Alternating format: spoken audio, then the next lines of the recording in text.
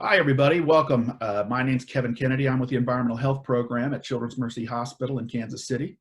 Today, I'm going to be talking to you about the Healthy Home Principles. These are principles that are used by federal agencies nationwide and adopted by state and local agencies around the country as a simple way to think about strategies for keeping your home healthy.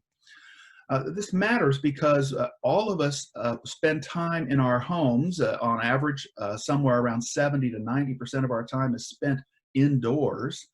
And people are sick all the time. People get illnesses, whether it's children or grandparents or parents or single people. And we get sick and go to the hospital, or we might go see our doctor, but the illness that we're managing, we don't manage it at the hospital. We manage it in our neighborhoods, in our communities, in our homes. So our home is important to managing our health, but also in keeping us healthy. And here's an illustration of that and of this healthy home concept. On the left side of the screen over here, you see a wide array of health issues that are associated with exposure in our homes. On the right side, you see a long list of common home hazards, things that are found in homes that are known to be contributing to health impacts. So if we look at the list on the left of health issues, many of these health issues are associated with a wide variety of the housing hazards on the right side of the list. So if we pick one as an example, for example, asthma, we can connect this chronic respiratory condition that's associated with exposure to things in the environment that can make a person's asthma worse. It's associated with all of these different housing hazards.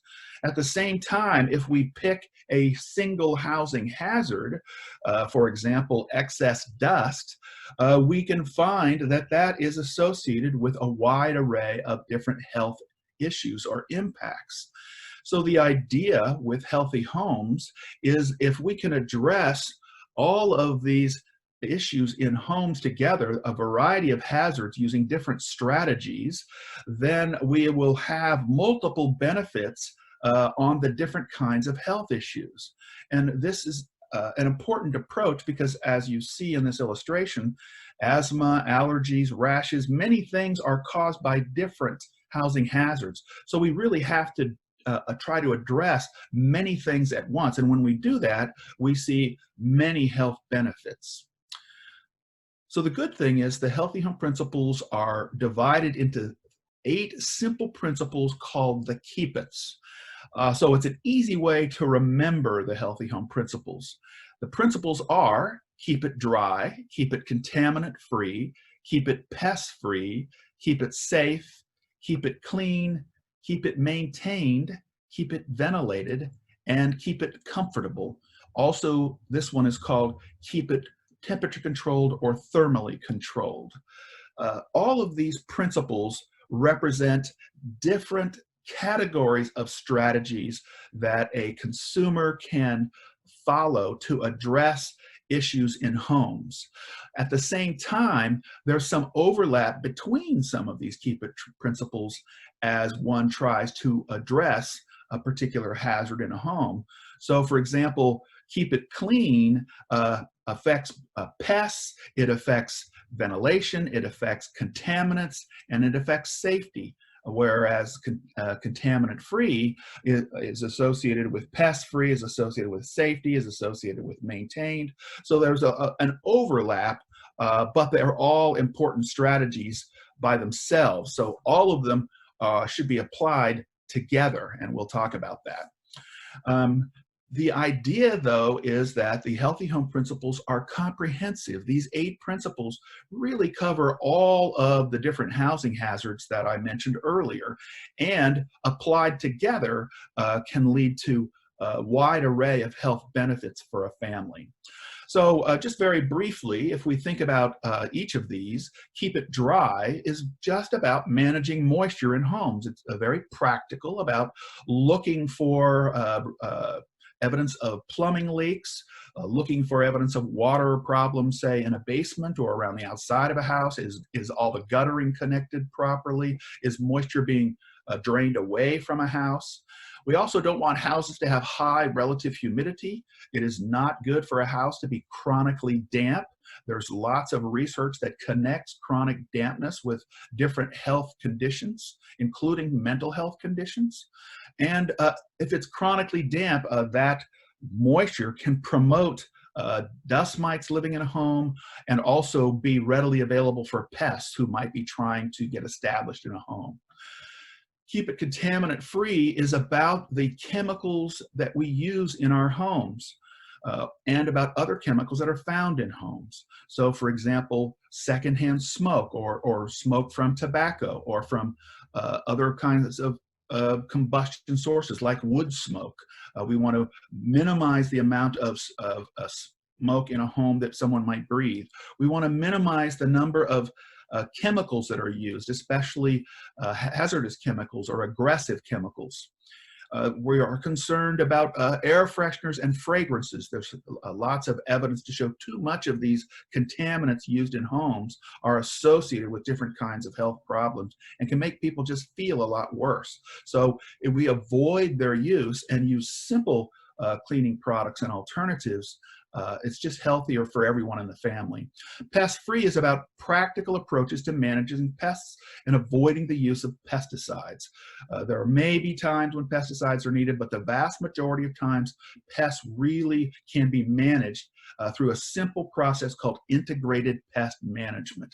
And integrated pest management, it just simply means preventing access to food, water, and shelter. If we manage food and water so that pests can't get access to it, for example, not leaving food out for pets, putting it out as needed, then the pests can't get access to it. The third part of that is managing your home in a way that pests can't use it as their own home. So we want to seal off access places, identify gaps and cracks and openings around, for example, kitchen cabinets or other areas where food and water are kept. So it's the combination of managing food and water and isolating those areas that could be made into habitat. And through those simple processes, you can manage pests. Safety is about injury prevention. Accidents always happen, unfortunately. We can't control accidents, but we can try to manage injuries that might happen from an accident. So safety is about preventing an injury when somebody does fall. It's about using safety devices in homes with young children to avoid their ability to get to say chemicals in a cabinet, using receptacle covers so they can't come near electrical outlets, using doorknob devices to prevent them from opening a door that, to a room where you don't want them to go. Simple approaches to keeping the house safe and avoiding kids' access to things that you don't want them to have access to and that could potentially harm them. Keep it clean is a simple process of avoiding exposure to common dust and contaminants that can build up in a home. Cleaning is always a good practice, but in this world of COVID-19 and coronavirus, people are paying particular attention to keeping it clean. But clean has always been about reducing our exposure to residues, to filth in homes, to molds and other things that might build up on surfaces. So good practical strategies for cleaning things off helps to keep a home healthy. It's also important to know in this time of COVID-19 that if you're going to disinfect, it's critical that you clean first. If you're going to have a process in your home of cleaning and disinfecting, you must do the cleaning step first with soapy water and then use the disinfectants. The disinfectants will be more effective if you use them with a cleaning step first. And actually, studies show the cleaning step using soap and water will kill the SARS-CoV-2 virus and may be the only step that is necessary in most homes. Maintenance is just about the regular repair and upkeep of a home to prevent it from deteriorating to the point where hazards can become available to people or harm can occur. So if, for example, the guttering of your home becomes disconnected, then moisture can build up around the home. So you'd want to maintain the guttering. Peeling paint, especially in older homes, has the potential for having lead in it as a hazard. So we want to try to maintain that surface, keep it painted, and get rid of any peeling paint so that no one becomes exposed to the potential lead that might be in the paint, or just testing your home to see if there's any lead paint is an important step, a part of maintenance. Keeping it ventilated is about having fresh air in the home, good air circulation. It's important to open windows and get fresh air. It's also important to have and use exhaust ventilation, exhaust fans. So for example, many homes have an exhaust fan in a bathroom or have an exhaust fan over a stove. Those are important.